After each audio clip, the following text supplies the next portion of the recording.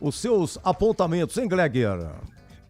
Edu, gostei demais da apresentação do Guarani. O Guarani, para mim, hoje faz a melhor partida do campeonato, desde o início, né? E aí tem a questão também da confiança. Porra, você com 50 segundos vai lá, faz um gol, jogando fora de casa.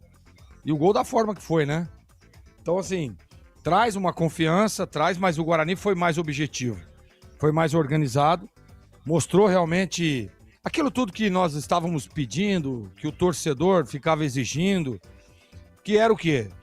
Um time time organizado, um time que mostrou durante todo o jogo a concentração e aquilo tudo que foi determinado foi executado dentro do campo.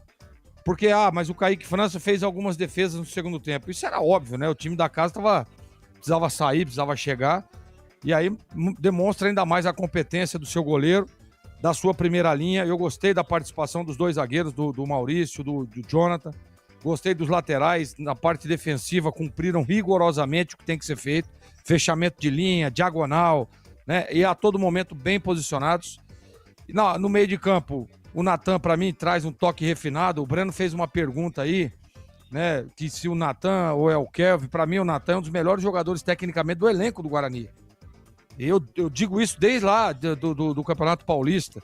Ele é muito bom jogador, jogador que joga de cabeça erguida, tem um bom passe, que marca bem, que recompõe, que se posiciona legal.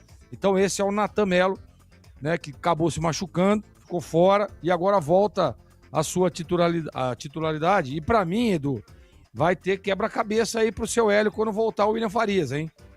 Porque não dá para tirar o João Paulo, não dá para tirar o Carlos Eduardo, e muito menos o Natan Melo, que fez uma baita de uma partida hoje. Então vamos ver o que vai fazer o Hélio Cizenando quando tiver todo mundo à sua disposição. Mas enfim, o que vale realmente é o resultado. Eu gostei demais da participação do Guarani. Eu acho que esse é o Guarani, vou repetir, hein? Esse é o Guarani que o torcedor estava cobrando. Esse era o Guarani que, mesmo tendo bons resultados, ganhando jogos, a torcida ficava cobrando, a torcida ficava chateada, porque era um time que não passava confiança. Agora, hoje não. Hoje não. Um ataque eficiente, um meio de campo de armação, um meio de campo organizado e um sistema defensivo sólido. E um baita de um goleiro no gol. É esse o Guarani que o torcedor espera na Série C. Para mim, o Guarani mereceu o resultado por tudo que fez, viu, Edu? E tomara, como disse o Breno Beretta, que na próxima partida o Guarani continue nessa evolução que mostrou na partida de hoje no norte do Paraná, Edu. Olha, Cássio,